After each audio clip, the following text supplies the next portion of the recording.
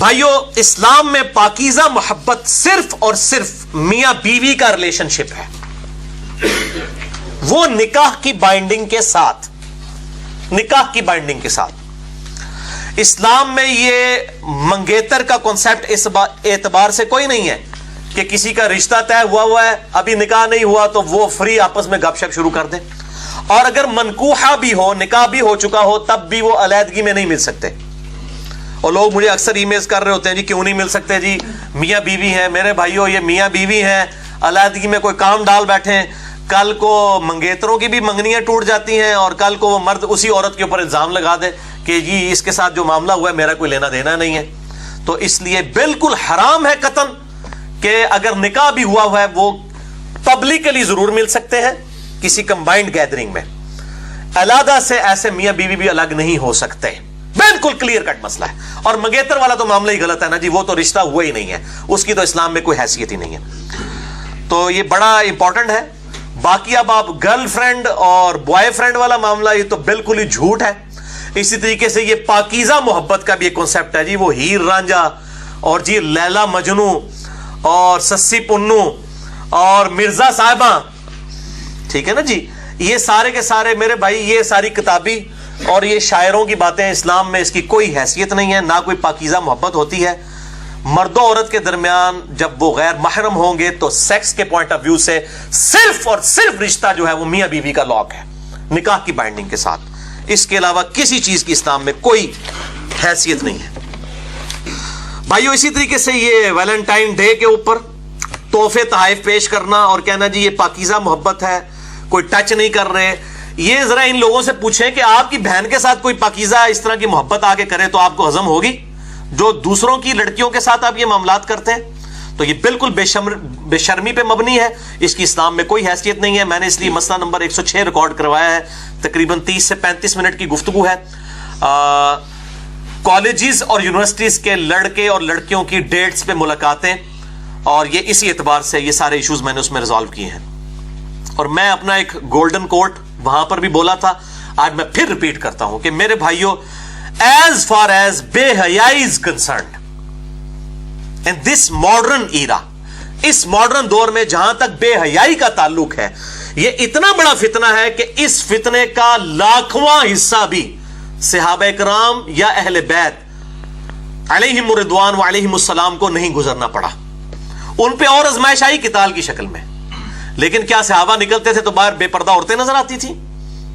یا چوراہوں کے اوپر 20 بائی 40 فٹ کے موبائل کمپنیوں کے بےہودہ عورتوں کے بینرز نظر آتے تھے؟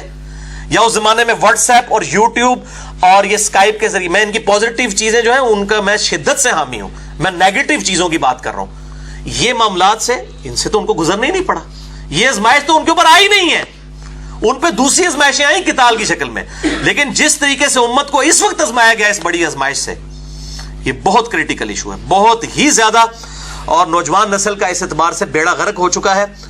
اور میں اسی لیے بات کرتا ہوں کہ قرآن حکیم میں بھی بار بار بے حیائی کے حوالے سے اللہ تعالیٰ اسٹرکٹلی ارشاد فرماتا ہے، اور آپ اپنے معاشرے میں بھی دیکھ لیں، جب بھی ہم کبھی گناہ کی بات کرتے ہیں، گناہ کا تصور لے کے آتے ہیں، پہلی چیز دماغ میں کیا آتی ہے؟ بے حیائی، سیکس، یہ نیچرل چیز ہے۔ اور اللہ تعالیٰ نے اسی لیے بڑا اسٹرکٹلی سورۃ النور میں سارے سوشل ایشوز ڈسکس کیے، اور یہ آیت میں یہاں پہ ریپیٹ کروں گا، اعوذ باللہ من الشیطان الرجیم، بسم اللہ الرحمن الرحیم۔ سورۃ النور کی آیت نمبر ہے 21، یا ایھا الذین آمنوا، اے ایمان والو، لا تتبعوا خطوات الشیطان، شیطان کے راستوں کی پیروی مت کرو۔ جو پنجابی جیسے کہتے ہیں تھیندے تھیندے تھی جانا ہے بندہ، جی ہم تو صرف میسیجز کرتے ہیں، پاکیزہ محبت ہے، ہم تو صرف ایک دوسرے کو دیکھ لیتے ہیں، پاکیزہ محبت ہے، کبھی ٹچ نہیں کیا۔ مجھے آتے ہیں فون لوگوں کے، وہ کہتے ہیں پاکیزہ محبت، تو میں تو پھر چڑھائی کر دیتا ہوں کہ پاکیزہ محبت کون سی اسلام میں ایگزسٹ کرتی ہے؟ یہ خطوات الشیطان ہے، یہ بینرز، یہ ویڈیوز، یہ ساری چیزیں، مت پیروی کرو ان شیطان کے راستوں کی۔ وَمَن يَتَّبِعْ خُطُوَاتِ الشَّيْطَانِ، اور جو کوئی پیروی کرے گا شیطان کے راستوں کی، فَإِنَّهُ يَأْمُرُ بِالْفَحْشَاءِ، تو بے شک شیطان تو بے حیائی کا ہی حکم دے گا، والمنکر، اور ہر برے کام کا۔ دیکھیں اللہ تعالیٰ نے ہر برے کام میں کیا بے حیائی نہیں آتی؟ دنیا کا ہر گناہ برا کام ہے اور بے حیائی بھی اس میں سے ایک ہے، لیکن اللہ نے اسے ڈومیننٹ کر کے پہلے نمبر پہ ذکر کیا کہ بے حیائی کا شیطان حکم دیتا ہے اور برے کاموں کا.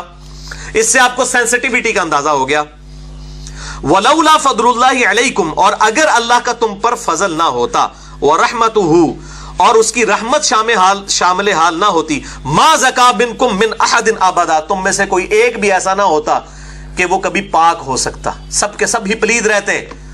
یعنی تمہاری کوشش ضرور ہے لیکن اللہ کی رحمت بھی شامل حال ہے، یہ دونوں چیزیں پیرلل میں ہے، تو تب اللہ تعالیٰ تمہیں گناہوں سے محفوظ رکھتا ہے، بے حیائی سے بچاتا ہے.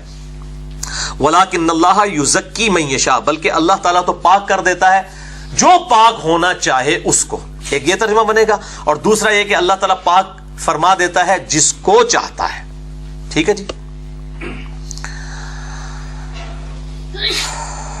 وَلَكِنَّ اللَّهَ يُزَكِّي مَن يَشَاءُ وَاللَّهُ سَمِيعٌ عَلِيمٌ، اور اللہ تعالیٰ سننے والا ہے اور علم والا ہے. الحمدللہ. تو یہ میرے بھائیوں سورۃ النور کی وہ آیت بڑی کریٹیکل. تو ہم صرف کوشش کر سکتے ہیں، باقی ہدایت اللہ کے ہاتھ میں ہے، اور جو کوشش کرے گا اسی کو ہدایت ملے گی. وَالَّذِينَ جَاهَدُوا فِينَا لَنَهْدِيَنَّهُمْ سُبُلَنَا، سورہ العنکبوت کی آخری آیت ہے. جو لوگ ہماری راہ میں کوشش کریں گے ان کے لیے ہم اپنی راہیں کھولیں گے. یہ ون وے ٹریفک نہیں ہے کہ اللہ تعالیٰ جو ہے وہ کسی کو زبردستی ہدایت تک پہنچائے گا. ہدایت جو ہے وہ اس کائنات کی سب سے ایلیٹ چیز ہے. یہ آپ کو فٹ پاتھ پہ چوراہے پہ مفت پڑی ہوئی نہیں ملے گی، کوشش کے بعد ملے گی. کنو کڑ لو یہ گل، جو کوشش کرے گا اسی کے لیے اللہ تعالیٰ اپنی راہیں کھولے گا.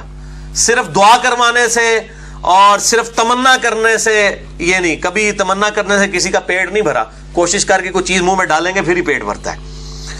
تو باقی ہم کوشش کریں گے کہ لوگ پردے کی طرف آئیں، ادروائز زبردستی گھوٹ کے تو کسی کو ہم گھول کے حق نہیں پلا سکتے. اور دل بے ایمان تے اجتا ٹیر، پنجابی میں محاورہ بولا جاتا ہے کہ جس کا دل بے ایمانی پہ اترا ہو تو اس کے لیے حجتیں جو ہیں وہ ڈھیر ہیں، اس کے لیے پھر دلائل لیم ایکسکیوزز بے شمار ہیں. آپ 1000 دلائل بھی پیش کریں نا، وہ بات ماننے کے لیے کبھی بھی تیار نہیں ہوگا. جس کا دل بے ایمانی پہ اترا ہوا ہے، جو بات ماننے والا ہے، اس کو آپ ایک دفعہ کوئی قرآن کی آیت یا حدیث بتا دیں گے نا، وہ کہے گا جی اچھا جی منو نہیں سی پتا، میں انشاءاللہ تعالی سمعنا وطعنا، سنا اور اطاعت اختیار کی. تو یہ معاملہ بڑا کریٹیکل ہے. اللہ تعالیٰ کی طرف متوجہ ہوں گے پھر اللہ تعالیٰ آپ کی بازو پکڑے گا اور انشاءاللہ ہدایت تک پہنچا دے گا انشاءاللہ تعالیٰ. اللہ تعالیٰ ہمیں قرآن و سنت کی تعلیمات کے سامنے سر تسلیم خم کرنے کی توفیق عطا فرمائے.